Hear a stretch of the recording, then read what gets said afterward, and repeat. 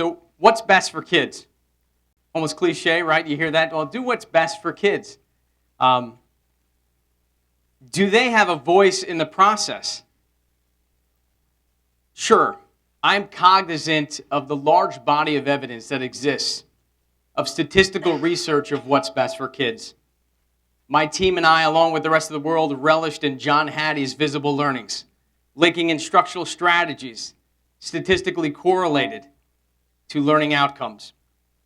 In fact, I had my team dig into that over this past summer to develop their wildly important goals. And if you don't know what a wildly important goal is, I would recommend you write it down and look it up. It's based off the book 4 Disciplines of Execution. And that's a way to keep a singular focus for a school or a district, to become mission-centered, to combat the initiative-laden approach that has plagued education. So each of my principals, along with their stakeholders, developed a wildly important goal. And we measure success of that wildly important goal through what I call purpose-driven walkthroughs. And those are walkthroughs with a purpose to assess the leader's initiative. How are we progressing on that wildly important goal? And we communicate those findings to our community of stakeholders and anyone surfing the web right on our homepage. You'll see a district dashboard. It's kind of like you're driving in your car, you see your gauges. You see how we're making progress in each of those goals. And you can click on the gauge and you get quarterly benchmarks from the principal and the rubric of how they're assessing progress towards their goal.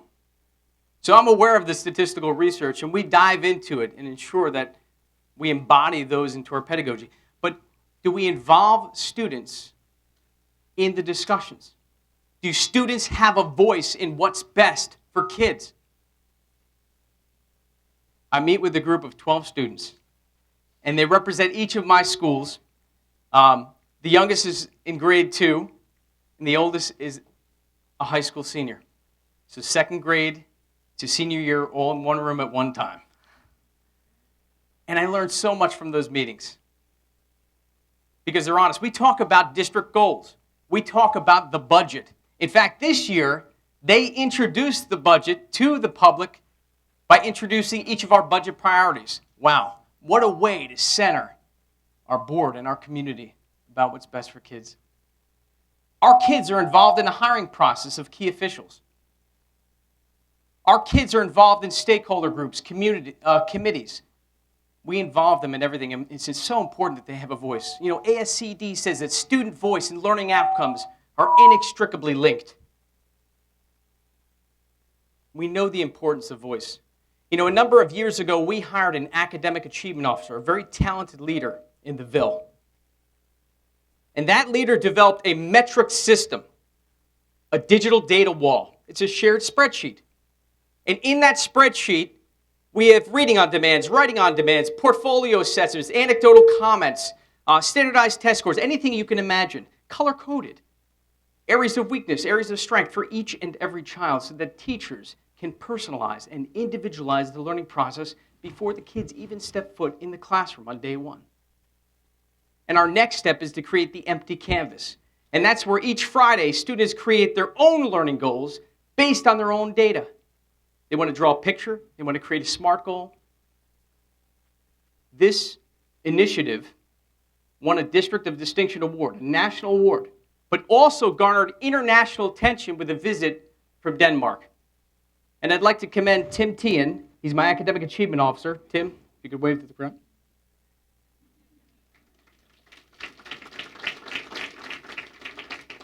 Individualizing and personalizing their learning process. Isn't that what it's all about? I gave a speech a few years ago, and the title of my speech was #GetOffYourIsland. Right? Too often in education, we try to solve things from inside. Right? When I first became a superintendent, I got to my first round table, and I was surrounded by awesomeness. Oh, these superintendents, it's almost intimidating. But what I found out quickly was that people aren't attracted to awesomeness. They're attracted to genuine conversations about learning. But why do we try to solve everything internally, from a K-12 perspective. You know, Albert Einstein says no problem can be solved from the same level of consciousness that created it. And we embody that in the Ville. We partner. We partner with key stakeholders, local organizations, businesses, because we believe that that creates a stronger learning environment. I had a board president, Al Carestas, and I said to him, Al, I said, why can't we have an associate's degree program on campus? Why can't we have at-risk kids shadowing engineers and going into the health professions? He said, go do it. He said, go do it. Because he wasn't worried about me falling. He wasn't worried about me of failing, but he wanted me to take those risks. So, we have an associate's degree program. Students can get their associate's degree before their high school diploma. We've got kids shadowing engineers at AT&T. We've got a workforce skills, employability, and developmental program with our community college where kids get their ServSafe certificate. They learn from the county prosecutor's office. They learn culinary arts. We launched a medical sciences academy where kids, as freshmen, get to go to Robert Wood Johnson University Hospital. They have classes at the hospital. They shadow medical doctors and members of the allied health professions. And this fall, we're launching another academy, a public relations academy, a public relations firm that's local, that focuses on fashion. Kids will be able to attend the Manhattan Vintage Show.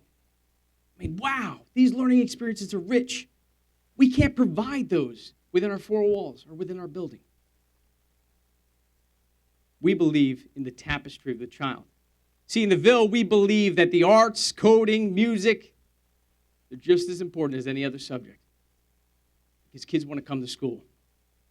There's a desire to come to school. My biggest regret, when I first entered the Ville, I received an inter-office memo. It was a form in inter-office mail. And I called the high school principal, the then high school principal. And I said, what do I do with this form? He said, just sign it and send it back. I said, shouldn't I meet with the parents? No, sign the form and send it back. It's a dropout form. The first and last form I ever signed. I don't believe in failing my kids. Because of all the aforementioned programs. Because we had a problem in the Ville. And the problem was that my dropout rate was increasing and my graduation rate was decreasing.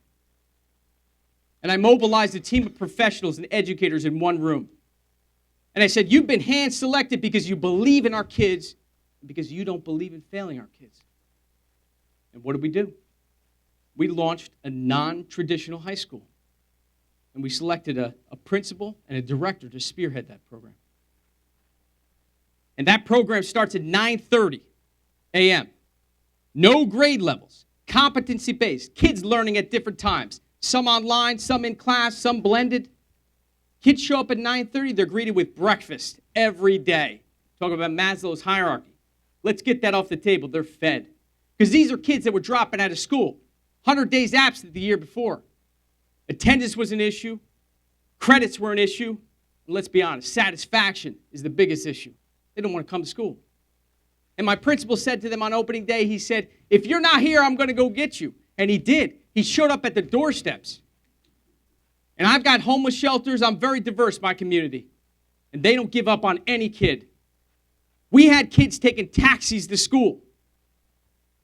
My biggest measure of success from this program didn't come from a standardized test score. A child this year was walking to school, to this non-traditional high school, and his foot was run over by a vehicle. I have the police report. He got the police report, he sought medical attention, and he went back to school. And this is a kid in the non-traditional high school. He wants to be there because people believe in him. I think the problem in education is we focus too much on the falls. My pastor gave a great message a few Sundays back, and I'm going to use it. It's a great comparison. I have 3 children, and I remember the first time, especially the first one, because I have lots of more photo evidence and videos than I do the other 2, admittedly, right? Hopefully they're not watching this. But first steps as a baby, right? Holding on to a table, little wobbly, one step, crash, boom, everybody applaud. Electricity in the room, everyone's excited, right?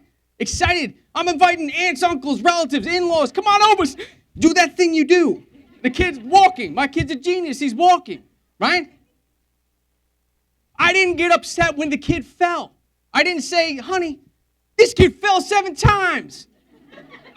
When is he going to get it? When my kid was learning how to ride a bike and he fell off, I didn't scream at him. My middle child's a runner. He runs. Like, that's the only speed, I swear. He's either sitting or running. He wipes out all the time. I don't scream and I don't yell at him. Too often, we focus on the falls. We should be focusing on the steps. And in the Ville, your path, your steps might look unique.